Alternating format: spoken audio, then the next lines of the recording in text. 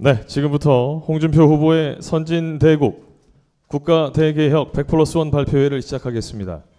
먼저 앞서 말씀드린 대로 정치 분야에 대한 개혁 내용을 발표하도록 하겠습니다. 후보님께서 직접 정부 개헌 추진단 설치 등 18개 개혁 과제에 대해서 설명 올리도록 하겠습니다.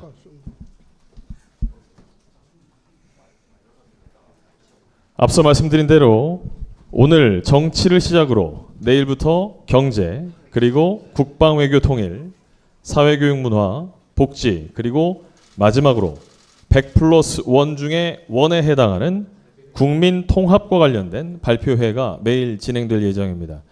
그리고 오늘 상세한 내용이 여러분들께서 부족하다 판단이 되시면 저희 홍 후보님께서 준비하신 제7공화국 선진대국 시대를 연다, 이 책을 참고하시면 되겠고요. 해당 내용에 대해서 구체적으로 알고 싶으신 분은 저에게 연락을 주시면 저희가 준비해서 말씀드리도록 하겠습니다. 홍 후보님 시작해 주시죠.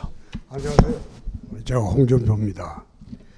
지금부터 제7공화국 선진대국 대개혁 100+1 중에서 정치 분야 개혁 과제를 말씀드리겠습니다. 선진대국 대개혁 100+1은 지난 30여 년간 정치 철학과 정책 비전을 담은 겁니다. 지난 기간 동안 국가 경영의 꿈을 위해 달려왔고 늘 준비되어 있다고 자부를 합니다. 얼마 전 나온 책 제7공화국 선진대국 시대를 연다도 그런 준비의 결과입니다. 지금 우리나라는 성장의 정체, 갈등과 분열의 심화, 북핵 안보 위협, 저출산 고령화 등 복합적이고 중증적인 위협에 노출되어 있습니다. 역대 정부가 해온 통상의 방식으로는 해결될 수 없는 중병에 걸려 있습니다.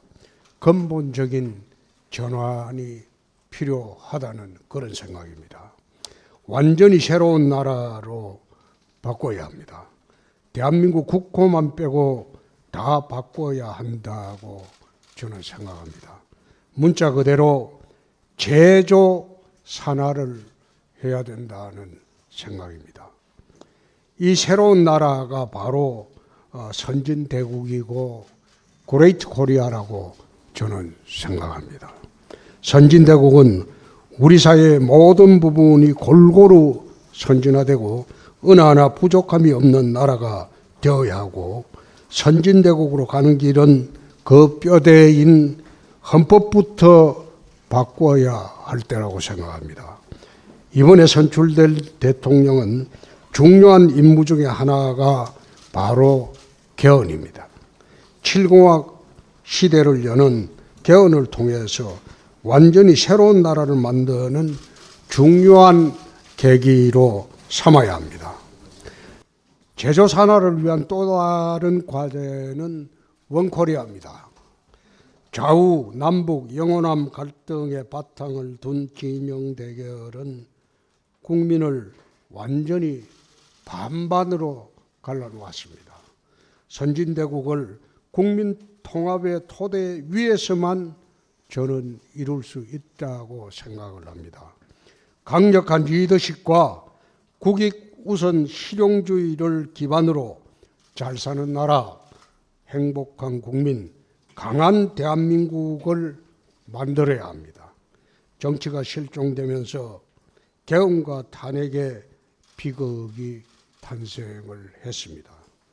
정치보고는 각자에게 그의 것을 주는 그 원칙 하에 상호 인정과 상생 협력으로만 가능하다고 봅니다. 저는 원래 의회주의자입니다.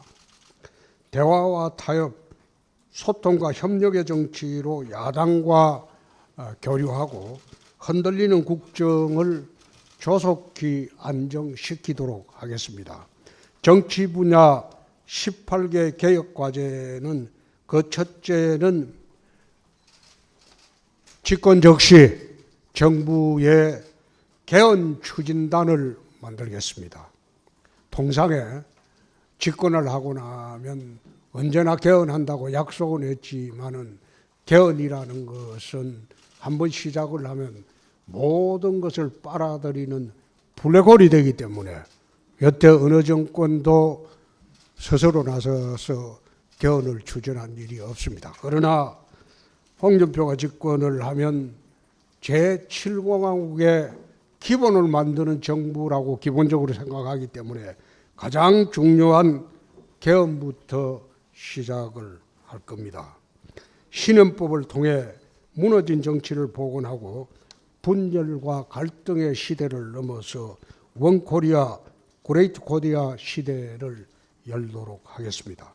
개헌의 구체적인 내용은 4년 중임제, 양원제, 정부통령제로 추진을 하겠습니다. 대통령제 하에서 국무총리가 권한대행하는 것은 난센스이고 어불성설입니다. 국무총리는 임명직입니다. 국민이 선출하지 않은 임명직이 권한대행을 한다는 게 그 자체가 난센스입니다. 그래서 정부통령제에서 이번처럼 대통령이 고리가 되면 부통령이 임기를 마치는 그런 제도로 전환을 해야 됩니다. 대통령 보궐선거라는 게 없어지는 겁니다. 헌법재판소를 폐지하고 대법원의 헌법재판부를 두도록 하겠습니다. 60 시절의 상징적인 게 헌법재판소입니다. 그런데 그 헌법재판소가 정치적 중립을 지키지 못하고 헌법재판소 자체가 정치적 사법기관으로 전락을 해버렸습니다. 임명 절차를 보면 국회 3명, 대통령 3명, 대법원장 3명, 국회 3명 중에서 여야 1명, 또 여야 합의로 1명 이런 식으로 하다 보니까 이게 정치적 사법기관으로 전락을 했기 때문에 더 이상 이런 독일식 헌법재판소는 존치를 하기 어렵습니다. 그래서 미국식으로 대법원의 헌법재판부를 두면 됩니다. 이번처럼 탄핵이나 정당 해산 같은 경우에는 전원재판부로 돌리고 나머지는 사인으로 구성된 헌법재판부에서 헌법재판을 하면 됩니다. 그렇게 해서 중립적인 대법원 판사들로 하여금 헌법을 담당하게 하는 것이 맞다는 생각입니다. 선거관리위원회는 너무도 말썽이 많아서 대수술을 하도록 하겠습니다. 대통령은 청와대로 복귀해야 됩니다.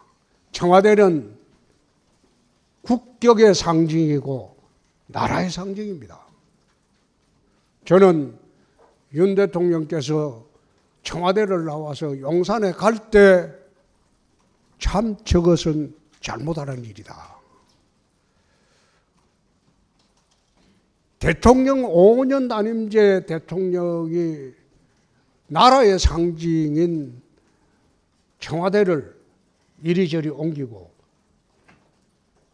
청와대 나와서 용산 한 기퉁이에 있는 것, 나는 그게 맞지 않다는 생각입니다. 대통령의 권위뿐만 아니라 국격도 무너지는 그런 상황입니다. 미국 대통령이 백악관이 마음에 안 든다고 다른 데서 옮기게 하는 그런 제도는 사실상 없습니다. 그래서 국격의 상징인 청와대는 다시 정비를 해야 될 것으로 봅니다. 고위공직자 범죄수사처를 폐지하고 특별 감찰 제도를 도입하도록 하겠습니다. 이것은 여러분들이 이번 계엄 수사 과정에서 명백히 보셨듯이 공수처는 그거는 아무런 의미 없는 기관입니다. 신탕평을 통해서 정치를 복원하도록 하겠습니다. 인재를 등용하는데 여야를 가리지 않겠습니다. 우리 편만을 위한 그런 정권은 되지 않도록 하겠습니다. 국익을 최우선으로 하고 좌우를 아우르는 그런 정부를 만들도록 하겠습니다. 중대선거구제를 도입하도록 하겠습니다. 소선거구제는 선거 과정이 전쟁 상황으로 벌어지기 때문에 선거 끝난 후에도 여야가 봉합되기가 어렵습니다. 그리고 영남, 호남 등 지역 독점 구조는 타파되어야 됩니다. 규제법령을 대정비하겠습니다. 우리나라는 여러분들 국회를 가보면 한 회기 동안 수백 건의 법률이 통과가 돼요. 미국 같은 경우에는 그 큰 나라 다스리는데도 새로운 법령이 1년에 100건이 안 됩니다. 법률 하나 통과시키려면 몇 년을 걸쳐서 청문 절차를 거치고 신중에 신중을 거듭합니다. 그러나 우리나라 국회 여러분들 열릴 때마다 오십시오. 수백 건씩 통과가 돼요. 하루에 100몇 건씩 통과가 되죠. 이거는 규제법령이 너무 많기 때문입니다. 대정비를 하겠습니다. 공정선거 시스템을 마련하도록 하겠습니다. 선관위가 부정이 있다. 채용 과정에 문제가 많았다. 그래서 선거를 공정하게 치르지 못한다. 그런 의혹이 많습니다. 그래서 공정선거 시스템을 새로 마련하겠습니다. 그리고 여론조사법을 만들도록 하겠습니다. 지금 대한민국의 여론조사라는 것은 2, 3% 응답, 5, 6% 극히 광적인 지지 집단의 응답만으로 그게 여론조사로 둔갑하고 있습니다. 설문 만들 때부터 편향되게 만들고 있습니다. 여론조사법을 만들어서 공정한 여론이 국민들에게 전달되도록 하고 응답률 10% 미만은 발표를 금지하도록 하겠습니다. 국민의사가 왜곡되는 것은 잘못된 겁니다.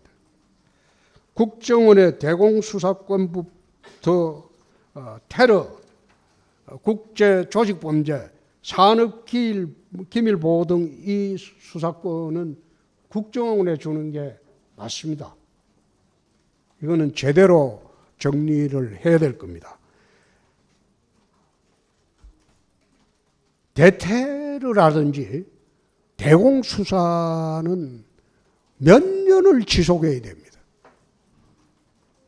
경찰력으로 되지 않습니다. 국제관계 수사도 경찰력으로 해결하기 어려워요. 그래 국정원의 전문성을 살려줘야 됩니다. 마냥 국내 정치만 관여하지 못하도록 하면 되지 국정원을 형해시킬 수는 없어요.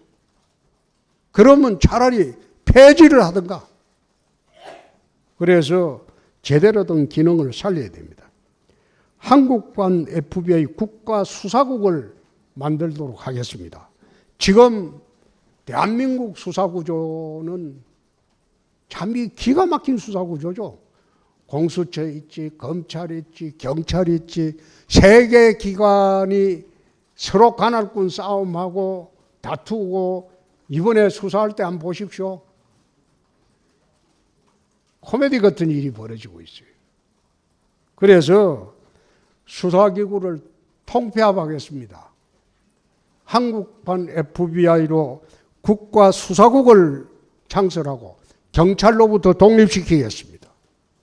그리고 모든 대한민국 범죄 수사는 국가수사국에서 전담토록 하겠습니다. 검찰의 1차 수사권은 폐지하도록 하겠습니다. 검찰은 공소 유지를 위한 보안 수사권만 가지도록 하겠습니다. 개헌할 때 영장 청구권도 검사 또는 사법경찰관을 병립시켜서 영장 청구권을 독점하는 형태를 하지 않도록 하겠습니다. 원래 검찰은 수사를 전담하는 게 아니고 공소 유지와 보안 수사권만 가지도록 그렇게 하고, 모든 수사는 국가수사국, 경찰로부터 독립된 국가수사국을 만들어서 거기서 모든 수사가 이루어지도록 하겠습니다. 외국인 국민투표권을 축소하겠습니다. 상호주의에 입각해 외국인 국민투표권 부여를 하지 않도록 하겠습니다. 우리나라 국민들이 해외에 있는 국민들에게 투표권을 줄 때 그때 상호주의에 입각해서 하도록 하겠습니다. 외국인 근로자의 최저임금의 예외 조항을 두도록 하겠습니다. 국내 근로자가 같은 최저임금제나 여러 가지 임금의 차등을 둘 수 있도록 그렇게 하겠습니다. 중소기업이 참 어렵습니다. 최저임금 이거 제도도 산정 방식이나 위원회 제도도 수정을 해야 될 겁니다. 교육감 러닝메이트 제도를 도입하겠습니다. 교육감 선거를 시도지사와 같이 러닝메이트로 하는 제도를 도입하도록 하겠습니다. 미래전략원을 신설하겠습니다. 정부 부처는 통폐합하고 대신 미래전략원을 만들어서 국가의 중장기적 모든 미래전략은 미래전략원에서 전담하도록 하겠습니다. 정부 부처도 18개 부처를 13 내지 14개 부처 정도로 통폐합하도록 해서 작고 효율적인 정부로 만들겠습니다. AI 전자정부를 구현하도록 하겠습니다. 오늘 말씀드린 18가지는 우리가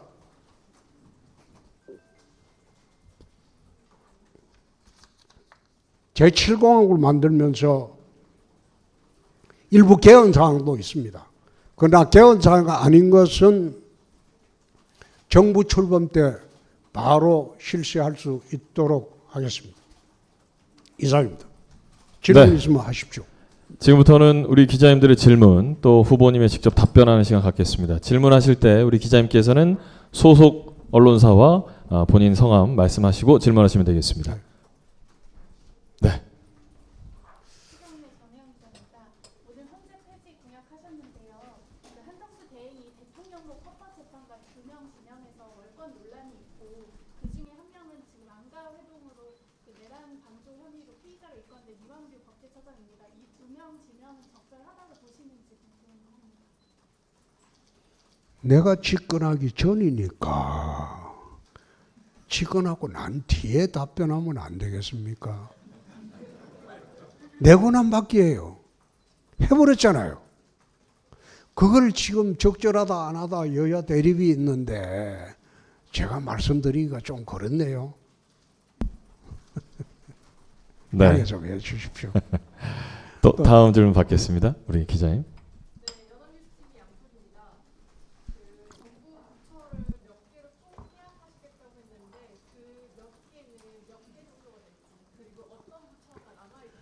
그거 지금 이야기하면 선거에 굉장히 불리해요. 정부 부처의 동료가 옵니다. 그래서 정부 부처 이름도 참 마음에 안 들어요. 농림, 수상, 해양 뭐 온갖 것 다 붙여가지고 문화, 체육, 관광 이거 다 붙이고 미국이나 일본 한번 보세요. 문화성 뭐 안 그러면 대장성 간단하죠.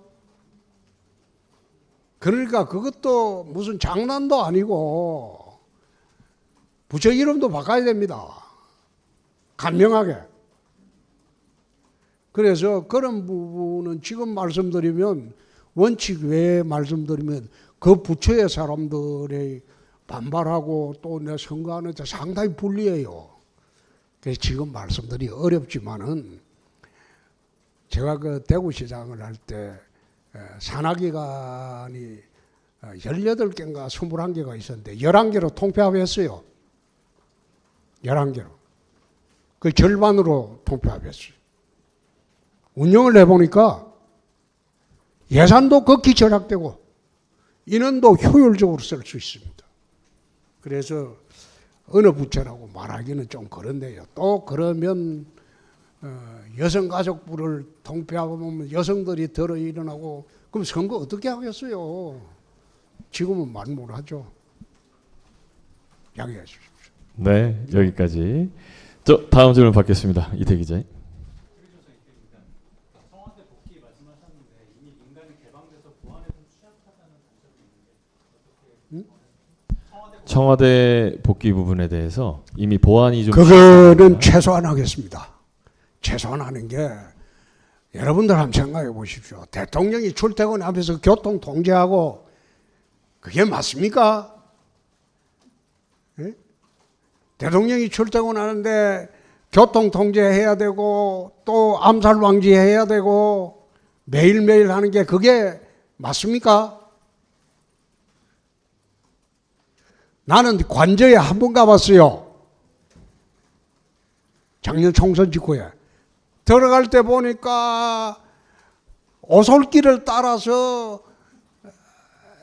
차 2대가 교행을 하는지 안 하는지 모르겠는데 대통령이 가는 길이 그렇게 좁은 골목으로 들어가 가지고 숲속에 무슨 웅크린 오두막집처럼 그래 보이는데 거기서 웅크리고 있는 게 그게 맞습니까? 나는 그게 맞지 않다고 생각합니다. 청와대 복귀를 하더라도 청와대의 보안구역을 최소한 설정을 하면 됩니다. 최소한 설정하면 됩니다. 그리고 외국의 모든 분들이 많은 사람들이 올 때도 여태 영빈관에 초청했잖아요. 예? 관저가 이쪽에 있는데 영빈관은 또 옛날 청와대에 있고 그런 비효율이 어디 있고 난센스가 어디 있습니까? 나는 5년짜리 대통령이 국가의 상징을 옮기는 거 그것도 옳지 않다는 생각입니다. 또 네, 다음 질문 기자님. 스카이데일리 이태호 기자입니다. 청와대 관련해서 질문 드리고 싶은데 청와대가 내부 소통이 어렵다는 구조라는 지적도 있고 어떻게 보면 제왕적 대통령제 상징이라는 지적이 있습니다. 이런 거에 대해서는 어떻게 생각하십니까? 뭐? 네? 청와대가 내부 소통이 좀 어렵고 제왕적 대통령제의 상징이라는 표현이 있습니다. 어떻게 보시는지요? 그러면 뭐 대통령제를 폐지하는 게 옳겠죠. 그 사람에 따라 안 다르겠습니까? 백악관 같은 경우를 보면 대통령과 국무부처의 장관이 바로 옆방에 있어서 곧바로 소통이 가능하다 그런 얘기가 있는데 청와대는 대통령이 머무르는 자리와 다른 장관이 머무르는 자리가 좀 떨어져 있어서 그런 거에 대해서 리모델링 하면 되겠죠. 리모델링 하면. 네. 차라리 리모델링해서 써야지. 국방부 건물에 대통령실을 만들어 놔놓고 지금도 한번 가보세요. 지금 또 공사하고 있습니다. 들어가는 입구부터 새로 공사하고 지금 3년 내내 그러고 있잖아요. 그건 옳은 거 아니죠? 내부 소통에 대한 네, 리모델링으로 그거는 준비하시겠다. 예. 리모델링 하면 돼요. 다음 질문 받겠습니다. 자, 기자님.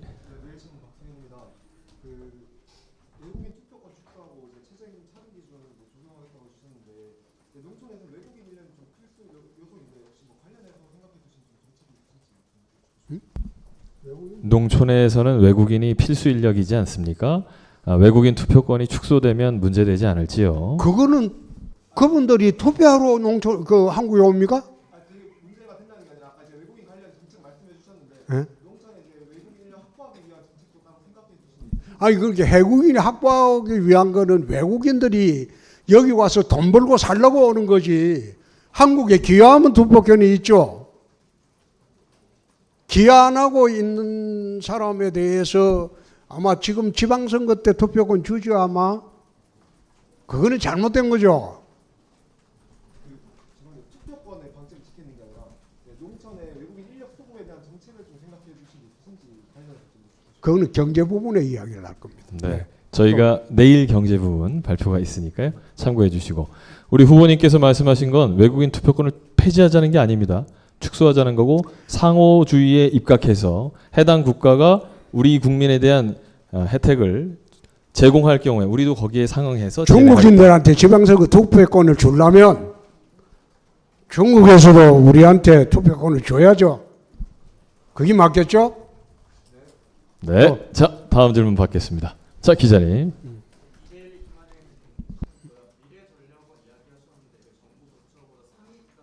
그렇습니다. 그거는 중장기적인 미래 전략을 전담하는 부서입니다.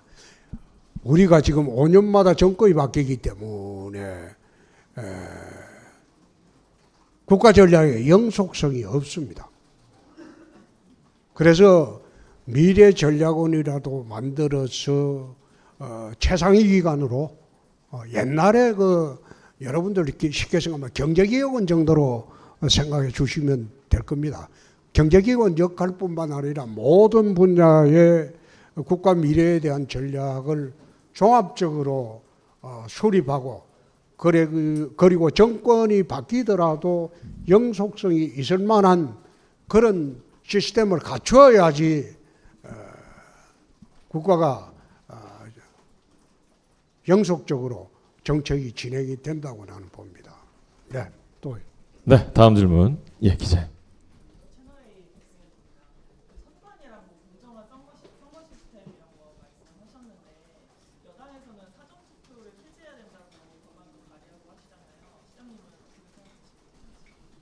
제 생각은 좀 다릅니다.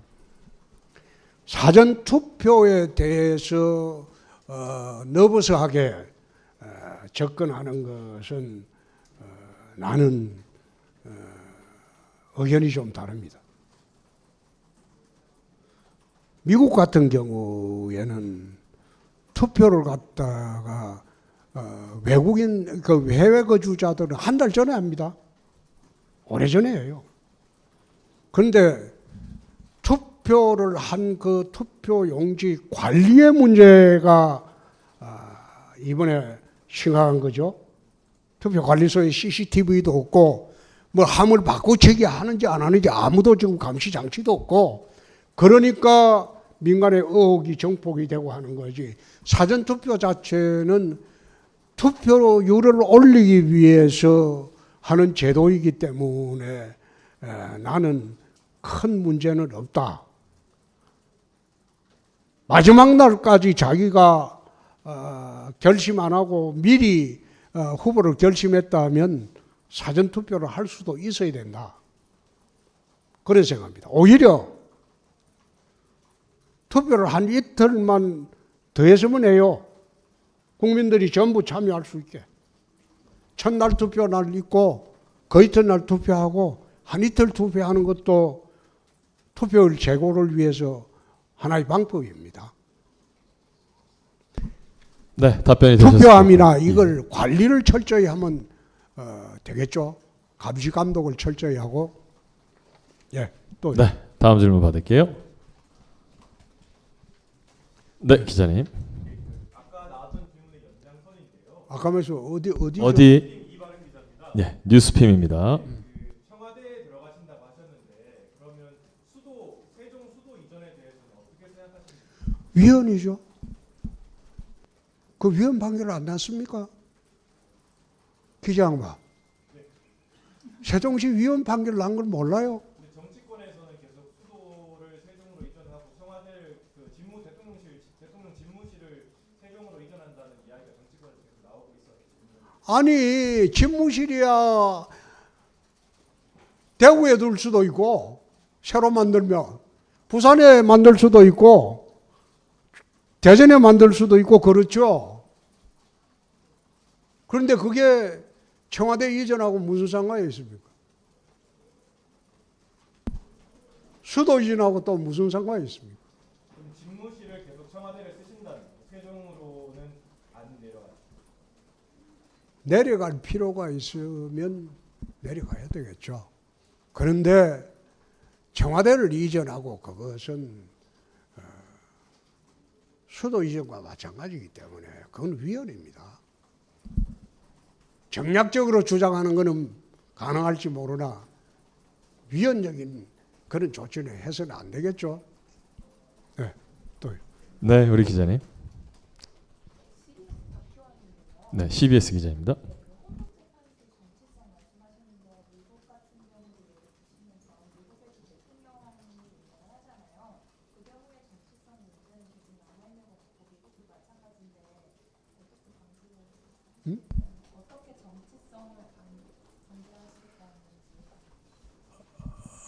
미국은 우리나라하고 좀 틀리죠. 하원에서 발의하고 상원에서 의결하죠. 그죠? 그 탄핵 같은 거를. 그런데 독일은 헌법재판소를 통해서 탄핵 심판을 하는데 독일의 헌법재판소 제도는 위법 사실이 있으면 무조건 파면이야. 그 봐주지 않습니다. 우리나라 헌법재판소는 위법 사실이 있더라도 그 위법의 중대성을 감안해서 파면 여부를 결정합니다. 그런데 집행유예 제도를 인정하는 거죠. 나라마다 좀 헌법재판소 판결이 좀 틀립니다. 독일 같은 경우에는 헌법재판관을 임명하는데 의회의 3분의 2 동의를 요구합니다. 극단적인 이념 성향의 사람은 헌재에 못 들어가게 합니다. 독일은 그런 안정장치가 되어 있어요. 근데 우리나라는 그런 안정장치도 없어요. 국가체제를 부정하는 사람도 그런 정과를 가지고 전력을 가진 사람도 헌법재판관이 지금 되고 있는 게 현실입니다. 그래서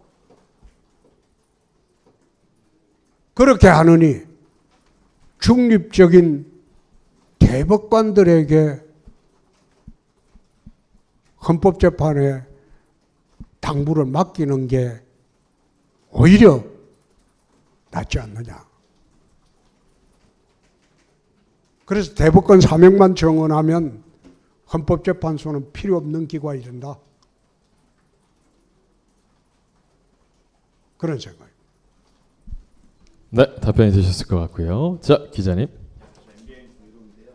개헌 말씀하셨는데 언제까지 완수하겠다고? 내년 지방선거 때 개헌을 할 수 있었으면 좋겠습니다. 그래서 차기 국회의원 선거는 새로운 헌법을 기준으로 개헌을 하고 그리고 사회 각 분야 제도 정비를 하고 이번 선출된 대통령 임기를 마치고 2030년에 대통령 선거와 지방선거가 동시에 이루어지면 그 다음부터 국회의원 선거는 2년 뒤에 합니다. 4년 중임제라면. 그러면 선거 주기가 맞아 들어갑니다.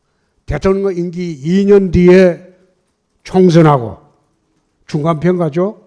그 다음 2년 뒤에 다시 중임제 대통령 선거를 다시 하고 그렇게 하면 선거 주기가 딱 맞아 떨어지는 거죠. 개헌은 가능하면 내년 지방선거 할 때 개헌 국민투표를 동시에 할 수 있었으면 좋겠습니다. 근데 그 개헌을 졸속으로 처리할 수가 없어요. 지금 손볼 때가 한두 군데가 아닙니다. 인권 분야도 손보야 할 때가 많아요. 정부 조직 분야뿐만 아니라 헌법의 틀을 전부 새롭게 지금 100년의 미래를 보고 제7공화국을 만들어야 되기 때문에 쉽게 헌법을 합의하기가 어려울 겁니다. 거기다가 선거구제까지 또는 지방제도 개혁까지 문제가 되고 있어요. 그래서 그 모든 것을 해결하려면 개헌하는 국회하고 대타협하는 게 시간이 좀 많이 걸릴 겁니다. 가능하면 내년 지방선거 때 개헌 국민투표를 할 수 있었으면 좋겠습니다. 정부의 개헌 추진반을 만들고 국회 개헌 추진반을 만들고 그리고 각자 개헌안을 내서 합동 또 조율을 해야 되겠죠. 그래서 날치기 개헌은 옳지 않다는 겁니다. 네, 답변 되셨을 것 같고요. 우리 기자님.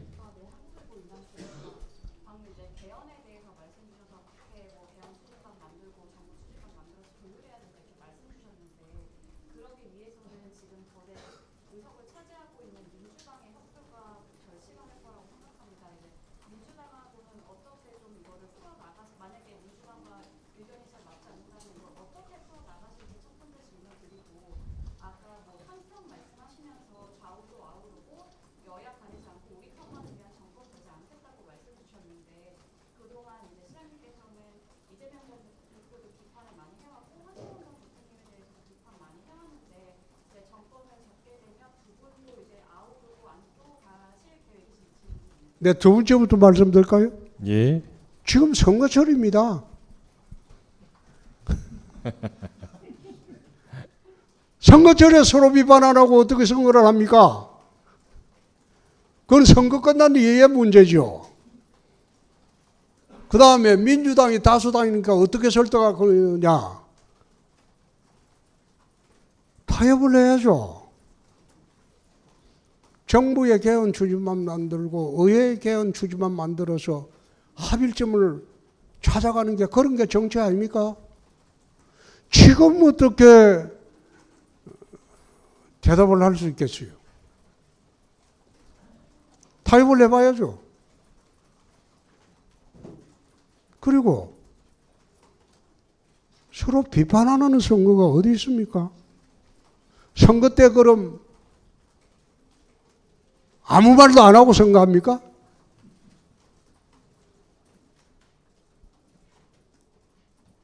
할 수 있는 말 다 해야지.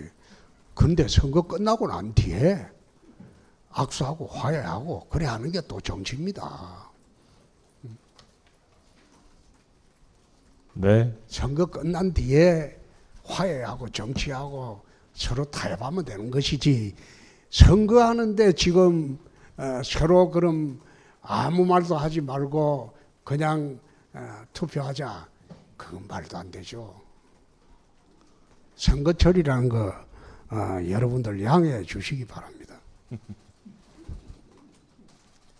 후보님께서는 정치력으로 얼마든지 그 부분을 함께 이끌어 가실 수 있는 준비가 돼 있으시기 때문에 선거 후에 충분히 파트너로서의 인정을 해가면서 같이 하실 생각 갖고 계십니다. 다음 질문 받겠습니다. 네.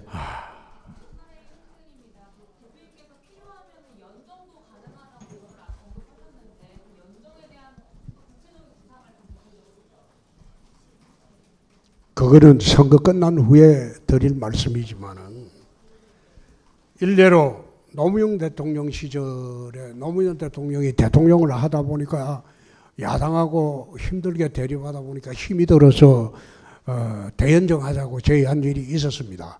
아마 기억하시는 그 당시에 연조가 좀 오래되신 분은 현장에 있었을 겁니다.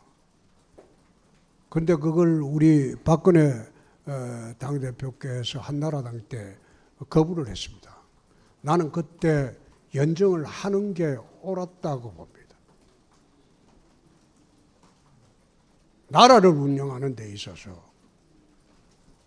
수레에 두 바퀴가 굴러가야지 각자 굴러가면 그 수레는 굴러가지 않습니다.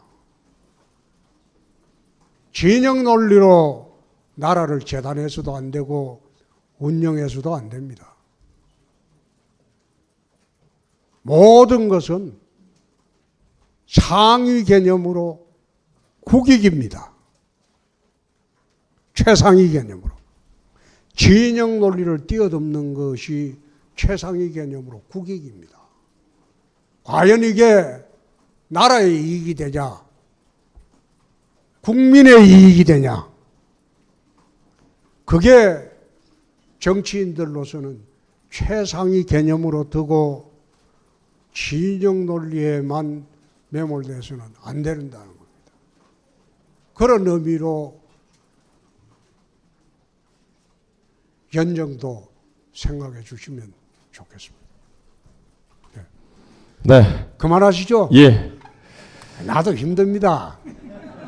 매일매일 힘드니까 난 이제 오늘부터 시작해서 계속 이제 외교, 국방, 뭐 경제 매일매일 브리핑을 하도록 하겠습니다. 그 사이에 우리가 만든 게 대혁신 과제가 한 100가지 정도 예. 됩니다. 그 100가지 혁신을 발표를 하고 마지막 날 국민통합안을 발표하도록 하겠습니다. 예. 안 100+1. 놀았어요. 예. 그 사이 안 놀았다니까. 탄핵 석 달 동안 절대 놀지 않았어요. 열심히 했어요. 예. 후보님 저희 내일 마지막 합시다. 질문 하나만 좀 받아줄까요? 아니 내일 합시다. 내일 할까요? 아 오늘 꼭 해야 돼요? 네. 자 마지막 질문 김민영 기자.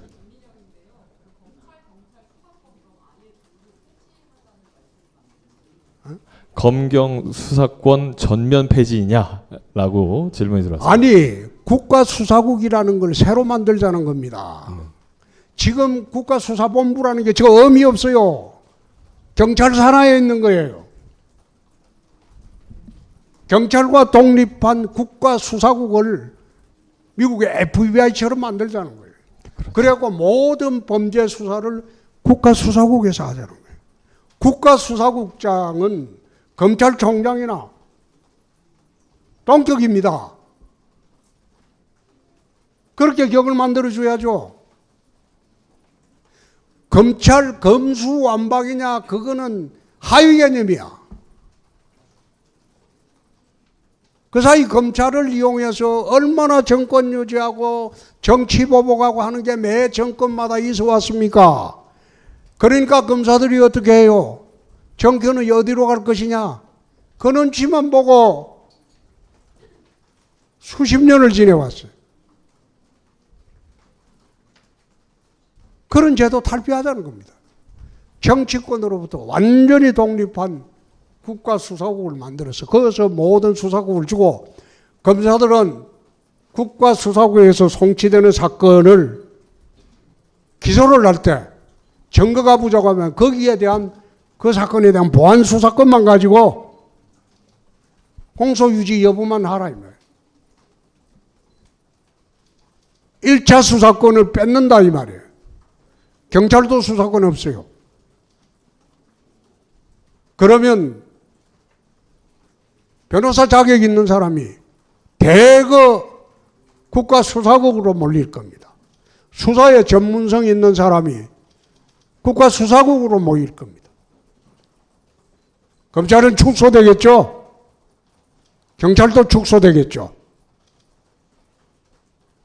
경찰의 기능은 경비, 풍속, 교통, 질서 유지 기능으로 한정하자.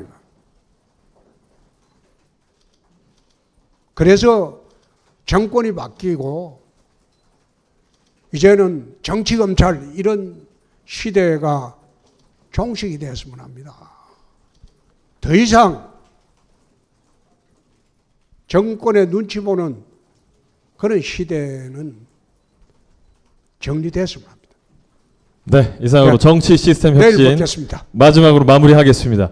고맙습니다.